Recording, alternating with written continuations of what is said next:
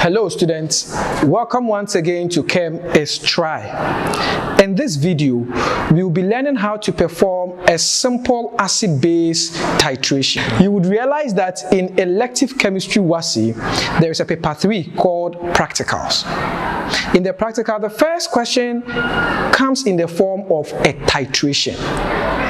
One of the titrations you could get is a simple acid-base titration. How do you go about it? Today, that is what we want to talk about. If you want us to continue giving you more and more videos on chemistry, please watch the videos, like them, subscribe, and share to others. If you have any concerns, to lay them bare in the comment section below. There are some glasswares and apparatus we need in order to perform an acid-base titration. To perform an acid-base titration, the following are needed. We have a clamp or a stand. We have our burette, which will be used to measure the volume of solution. The stand will keep the burette firmly in position. We also have a pipette that will be used to measure a fixed volume or a fixed quantity of one of the solutions. We also have a white tile. It is to help us see something we call our endpoint more clearly. Then we have wash bottles containing distilled water. We have what we call an acid-base indicator. They are made of dyes and they change colors depending on the solution they are added to. We have conical flask. We are going to use one of them as our titration flask. Then we have beakers containing solutions. Now, when you sit for the WASSCE, you see the beakers labeled. In my case, I have AN and BN. The identities of AN and BN will be spelled out clearly in the question for you to see. But there's no question here, so I'll tell you what my AN stands for and what my BN stands for. My AN is a solution of hydrochloric acid of unknown concentration. Remember, it might be X, it might be Y, it might be D, it might be E, it might be any alphabet at all. It is the question that will tell you what that alphabet stands for. And that will give you an idea what solution is found in that beaker containing that solution with that sticker with the label on it. My BN is a 0.1 molar solution of sodium carbonate, what we know as sodium trioxocarbonate 4. This is my base and that is my acid, and I'll be using them to perform my simple acid-base titration. Before you start, make sure all your glasswares are thoroughly cleaned. This we do by using distilled water. So use distilled water to clean your conical flask.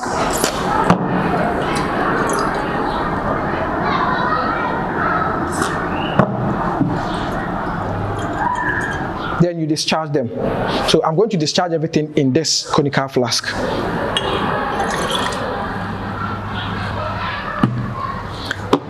Then I have to rinse my pipette using distilled water. So I'll transfer some distilled water into my conical flask.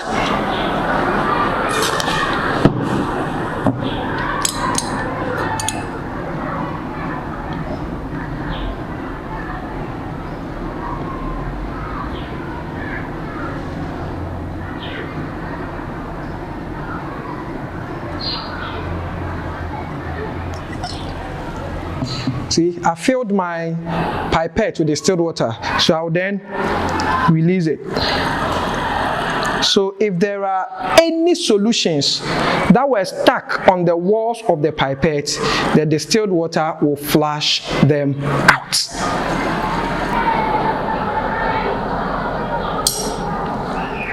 Good.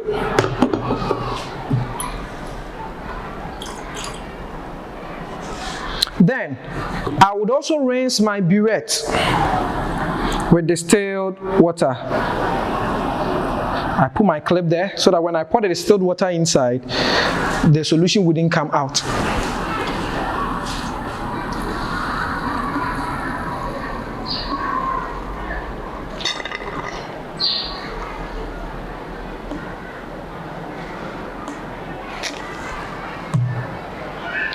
Probably there were some solutions that were stuck on the walls of the burette.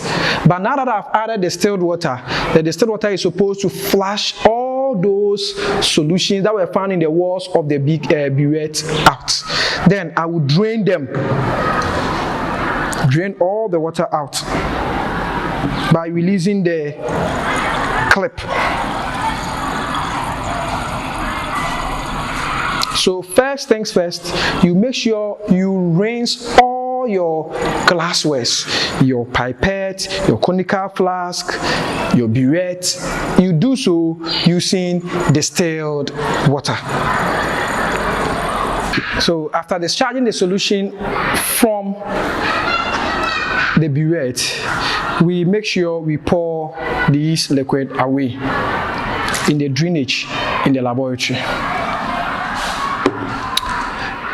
Then, before we start performing the titration, we have to read the instructions in the question paper. In my question, I'm supposed to pour the solution AN into the burette and titrate it against 25 centimeters cube portion of solution BN. This means that solution AN is supposed to enter the burette. And before we pour solution AN to the burette, what we do is we use a portion of solution AN to rinse the burette. This is simply because we all know water wets glass, so we can see some of the water in the walls of the burette. So if you have to pour our acid inside here, the water will add to the acid, thereby diluting our acid. This is volumetric analysis. We measure volume, and it's an example of a quantitative analysis. So quantity is something that is very paramount to us over here. So we don't want to do anything to contaminate or bring impurities to our solutions we are using. This is our acid, and we want its concentration to stay as it is over here. So in order to do that, we are going to rinse the burette using portions of the solutions we are going to put inside.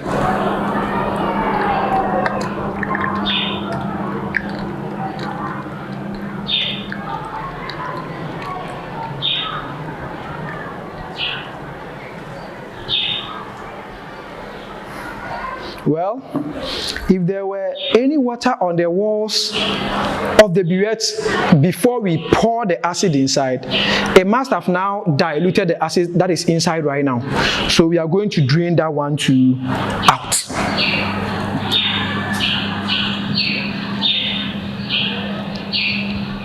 So that we will no longer have water on the walls of the burette. We will be using the pipette to measure a fixed volume of solution BN. We have already rinsed the pipette using distilled water, and probably we have some distilled water stuck on the walls. So to avoid it from diluting the base we are going to pour here, we will just rinse the pipette also with portions of the solution that is going to get inside.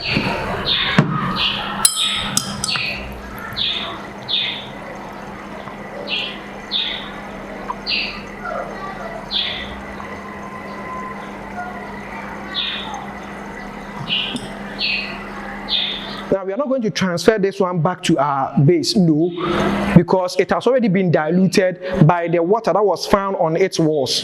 So we are going to pour that one back into our drainage. So that's my drainage. I'll release it into my drainage.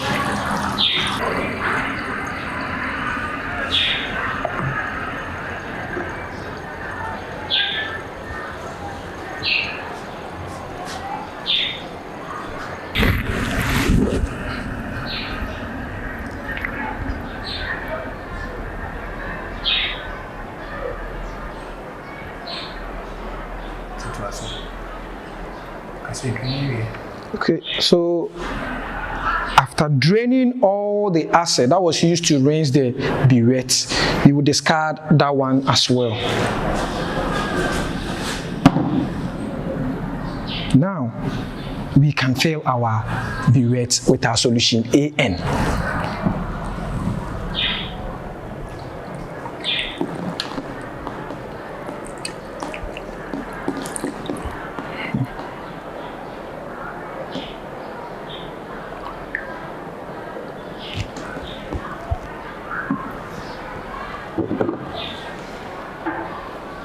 After filling the burette, you have to take out the funnel. I hope you can see there are drops of acid in the funnel. So if I'm to adjust the solution to the 0th mark of the burette, and the funnel is still inside the burette, chances are, have you seen it? An extra drop will move from the funnel and add up to the solution, increasing its volume. So before I adjust the content of the burette, I have to take off my funnel. Then I would adjust the acid to the 0th mark.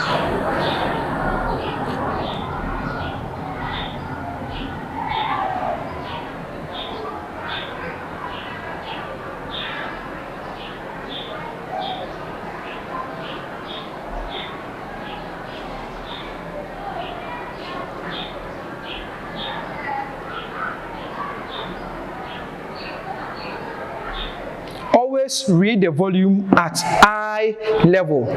Don't bend down and read it like this, or don't go up and read it like this, because we are checking the bottom of the meniscus. You know, it's an aqueous solution. That means it has water acid solvent. So it has a concave meniscus. So it is curved inwards.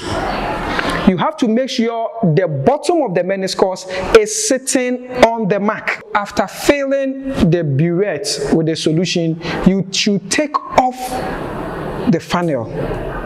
Because if you are adjusting the solution and the funnel is still inside the burette, there are some few drops of the acid that is left in the funnel. After adjusting to the 0th mark, those few drops could top up the solution and increase its volume once again.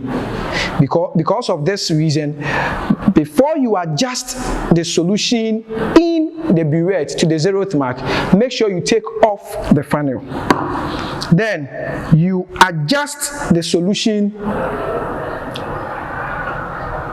until the bottom of the meniscus sits on the 0th mark. Good. So always make sure the curve, the meniscus, has its bottom sitting on the mark. And to ensure that, always make sure you read at eye level. Don't read from below or don't read from above. No, read at eye level. So we are done filling the burette with the acid, and we've adjusted it to the 0th mark. So we move on to the next thing. We take our pipette and measure accurately 25 centimeters cube of the solution BN. Now the pipette has a mark, a white mark, a small white mark here. So when you fill it with a solution such that the bottom of the meniscus sits on that small white mark, you have accurately 25 centimeters cube or 25 milliliters of your solution. Remember, it's the small white mark, not the blue mark up here. No, the small white mark. So I measure 25 milliliters portion of solution BN using the pipette.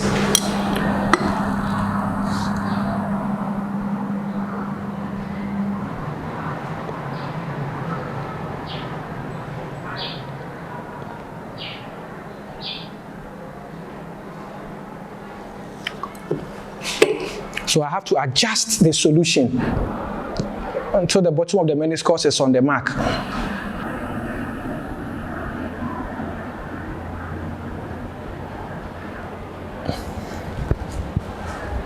Then I transfer it into my conical flask.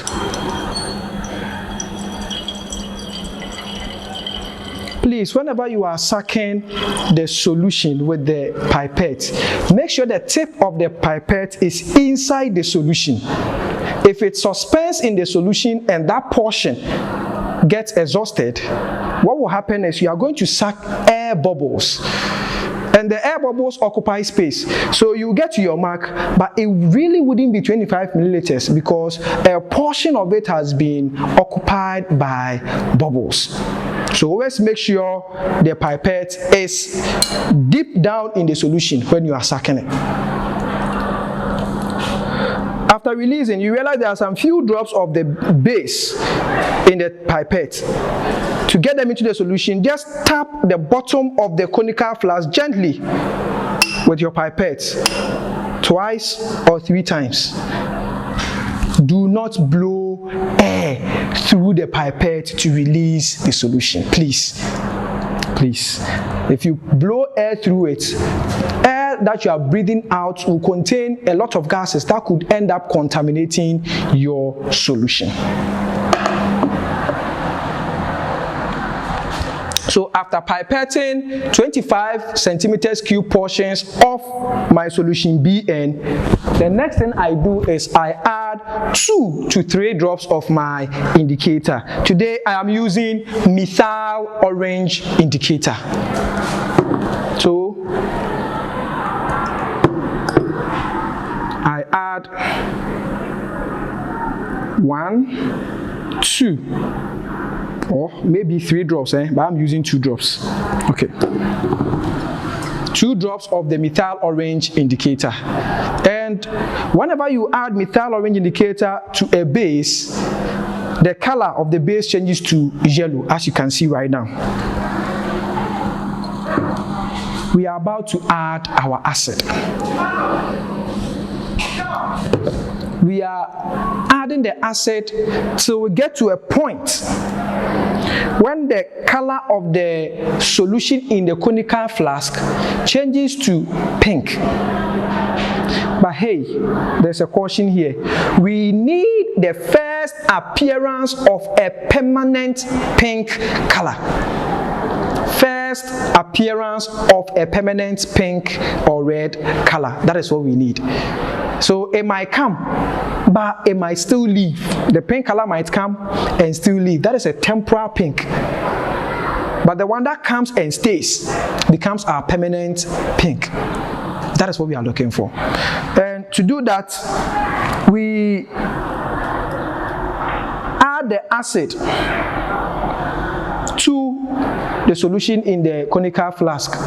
But as we add the acid, we swirl. We don't shake, but we swirl the conical flask to make sure that every portion of the acid that is adding to whatever is in the conical flask mixes well with whatever it is in the conical flask.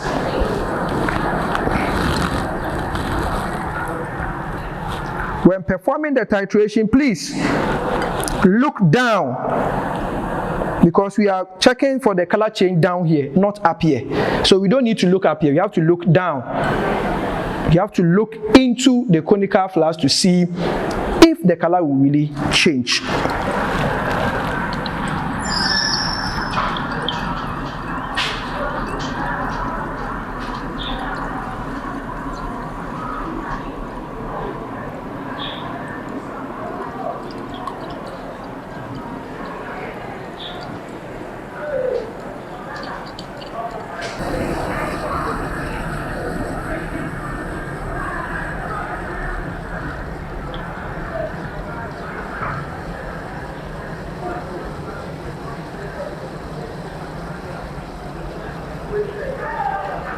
Did you see the temporal pink color? So you've not yet gotten to the end point. We continue to get to the permanent pink color.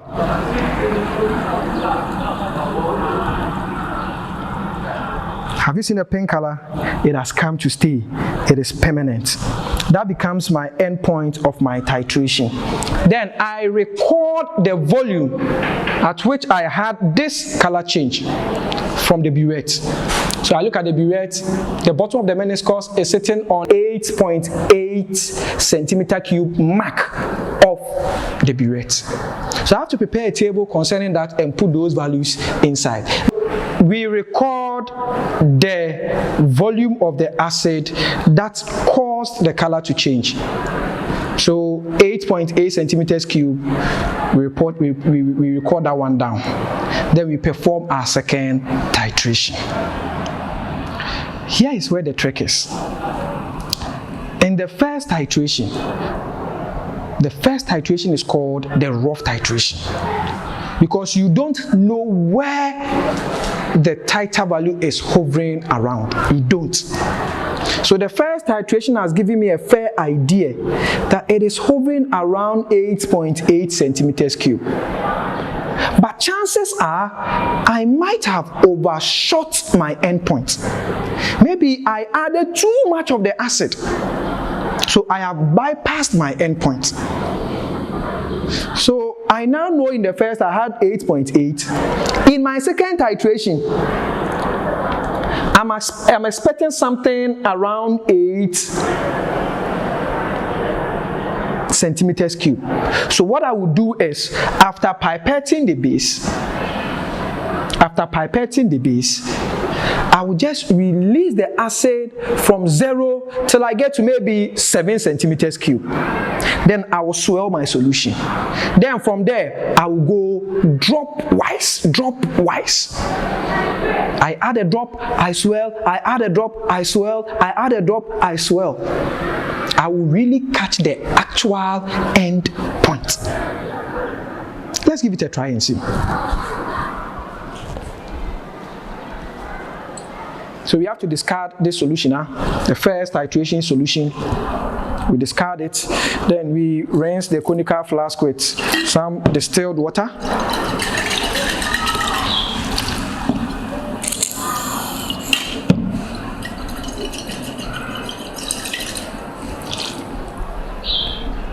And we are ready for the second titration. Remember, we are performing 3 titrations here. I could choose to top up my solution to the 0th mark, or I could continue from my 8.8 centimeters cube. This means that if I'm to continue from the 8.8 centimeters cube, in my second titration, my initial volume will be 8.8 centimeters cube.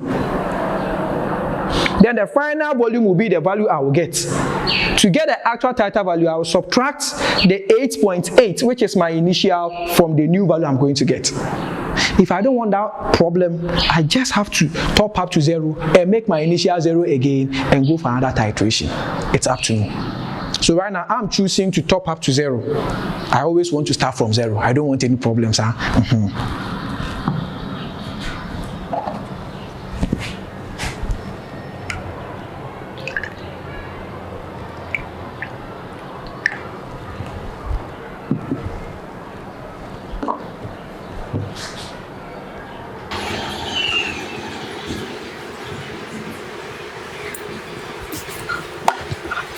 Then I'll pipette 25 centimeters cube portion of solution B, and once again.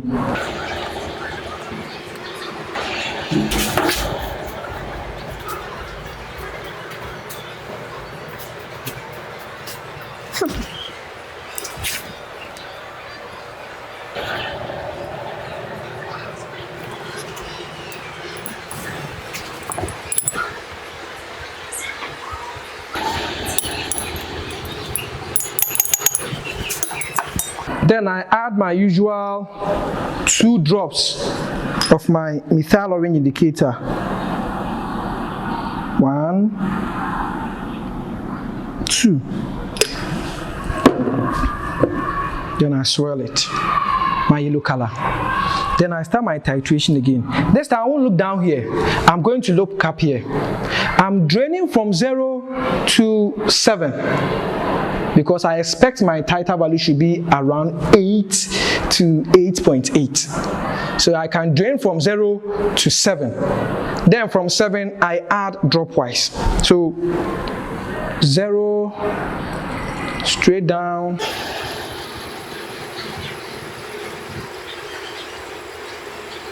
to 7. Then I will swirl my solution. I'll swirl my solution. Then I want to catch my titer value, the correct titer value. So I will add drop, then I shake. Drop, then I swirl.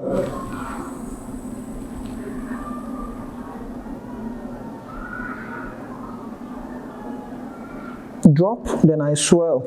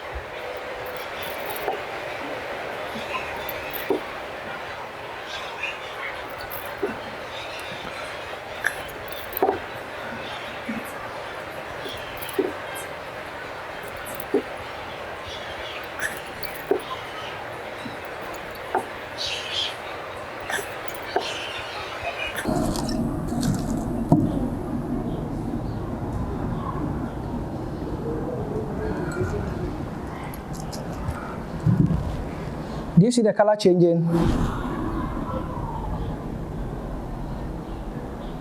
Do you see the color changing? So we have our volume to be 8.5 centimeters cube. 8.5 centimeters cube. So I record that volume down.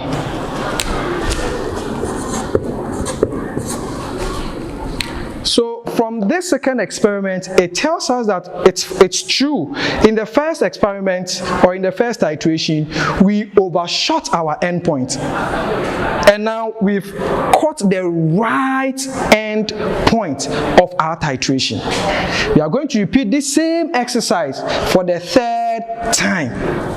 And in the third time too, we are supposed to get the titer value around just this 8.5. But to ensure that it will still stay around 8.5, we will add the acid till we get to maybe 7.5. Then we will swirl the solution, then we will go dropwise. We will still catch the end point once again. Let's go for the third titration and see what happens.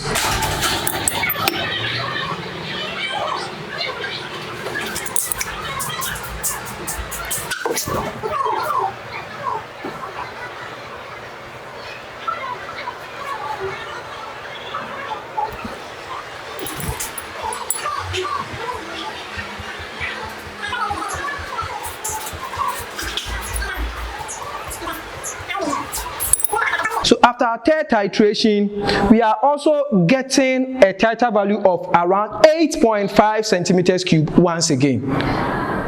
8.5 centimeters cube once again. This tells us that 8.5 centimeters cube is our actual titer value. And to get the actual titer value, we did our first titration. That is called the rough titration.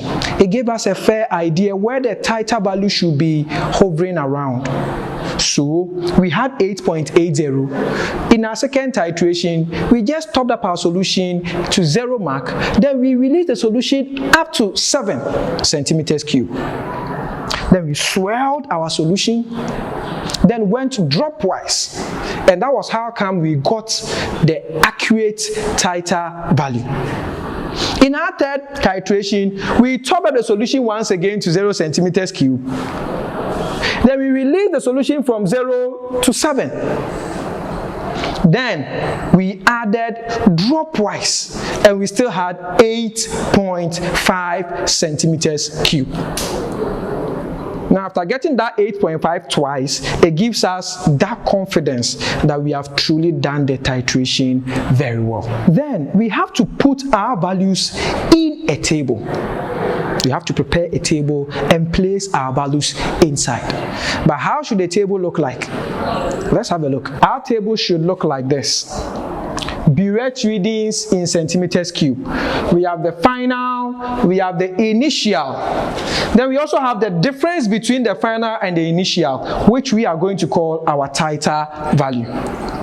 In our first experiment, our initial, where we started from, was a volume of 0.00 on the burette. Then we had a titer value, which is now our final. We got a final volume of 8.80. The titer value becomes the difference between these two. So 8.80 minus 0.00, and that will give us 8.80. Moving on to that second titration, we topped up the solution to the 0th mark. So our initial was still 0.00. The color changed when we got to a volume of 8.5 centimeters cube. So that becomes our final volume, 8.50. The titer value becomes the difference in final minus initial. Final minus initial will land us at 8.50. To perform the third titration, we topped up the solution once again to the 0 mark. So we started from 0.00, and the color changed when we got to 8.50. So the difference becomes our titer value, which is 8.50. Every value recorded in this table should be in 2 decimal places. Every value recorded over here should be corrected to 2 decimal places. So we had 8.8, but 8.8 is to 1 decimal place, so we add 0 to make it 8.80. Please don't ever write 8.8 like this, or 8.5 like this, or 0.0 like this. No, everything is supposed to be in 2 decimal places. Then we find what we call our average titer. Our average titer. Average titer.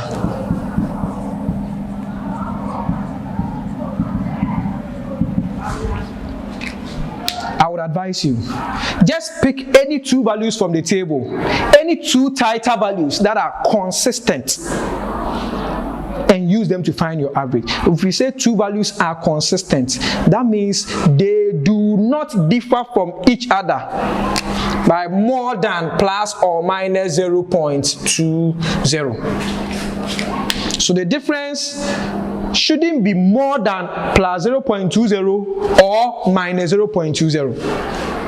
Let's look at these 2 values. If I'm supposed to use these 2 values as my values for my average titer, 8.80 and 8.50, the difference is 0.30. It is out of this zone.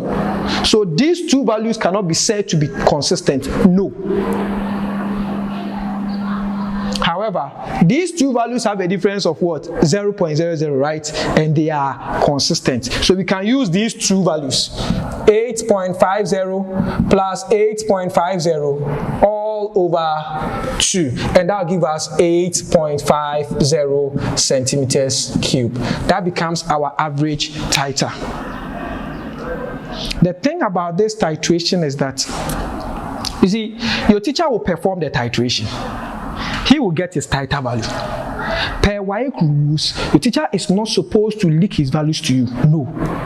However, WASSCE is going to mark your script based on the titer value your teacher had. So imagine your teacher had 8.90 and we are having an average titer of 8.50. The difference is 0.40. We are way out of range. That means everything we have done is wrong. But if our teacher had 8.90, we should be having a titer value of around 8.80, 8.70, or 9.00 or 9.10. These are the ones we could have to help us stay within zone.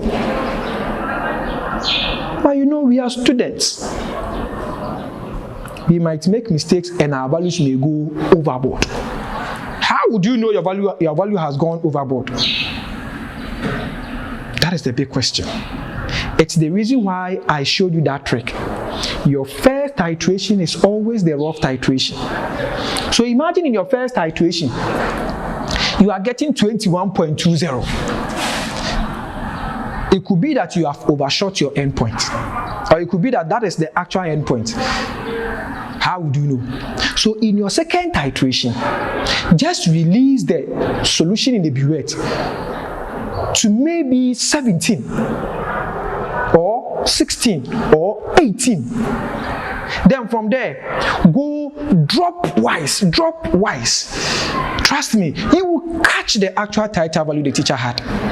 And when you catch it, hooray, you've been successful. So please, don't forget that trick.